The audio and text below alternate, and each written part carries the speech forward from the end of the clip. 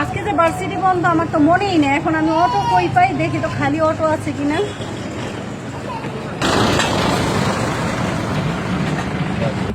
এই অটো যাবি? কই যাবেন? 5 নাম্বার সেক্টর। যাব। ভাড়া কত? ভাড়া 1000 টাকা দিবেন। What nonsense! 1000 টাকা? 1000 টাকা উভয়তে নেয় মাত্র 600 টাকা, আর তুই কিনা বলছিস সামান্য অটোতে 1000 টাকা ভাড়া।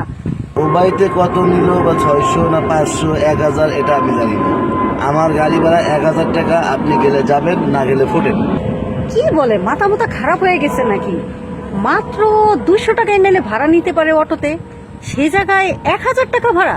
আসলে অটো লাগো মাথা মাথা গেছে, ছোট লোক কোথাকার।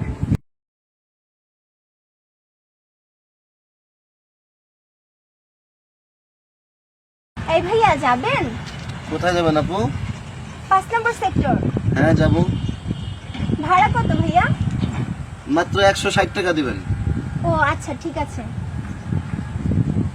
এই দাঁড়ান আপু, আপনি কোথায় যাচ্ছেন? কেন আপু, 5 নম্বর সেক্টর। এই আপনি আমার কাছে ভাড়া চাইলেন 1000 টাকা, অথচ এই আপুটার কাছে ভাড়া চাইলেন মাত্র 160 টাকা। মানে আপনি কি নেশা টেশা করছেন নাকি? আপনার কি আমাকে দেখে নেশাখোর মনে হয়, না আপনি নিজে নেশা করে আসছেন? আমার গাড়িতে আমি কাকে নেব কাকে নেব না সেটা একান্ত আমার ব্যক্তিগত ব্যাপার। আর কাকে মাংনা নিয়ে যাবো, না কাউকে 1000 টাকা নিয়ে দেবো, না কাকে 200 টাকা নিয়ে যাবো, সেটা আমার একান্তই ব্যক্তিগত ব্যাপার। আপনি কি আবার আইসে বলতেছেন নেশা করছেন কিনা?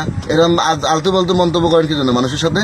ভাইয়া আমার মনে হচ্ছে আপুটা আগে আসছিল, তাহলে আপনি বরং আপুটাকে নিয়েই যান। আমি আমার গাড়িতে আমি ওনাকে উঠাইতে চাচ্ছি না, আমি ওনাকে নেবই না। ওইরকম যাত্রী আমার দরকার নেই। কেন আমাকে নিবেন না কেন? আমি আপনাকে কি, আপনি আপনার কি ক্ষতিটা করেছি বলেন? কেন মনে নেই? আপনি আইসাই আমার সাথে কি ব্যবহারটা করছেন? এই অটো যাবি? কই যাবেন? 5 নাম্বার সেক্টর। যাব। ভাড়া কত? ভাড়া 1000 টাকা দিবেন। What nonsense! 1000 টাকা? 1000 টাকা উভয়তে নেয় মাত্র 600 টাকা, আর তুই কিনা বলছিস সামান্য অটোতে 1000 টাকা ভাড়া। আচ্ছা আপু, আপনি কোথায় যাবেন? আসলে আমি 5 নাম্বার সেক্টরে যাব। ও আমিও তো 5 নম্বর সেক্টরে যাব।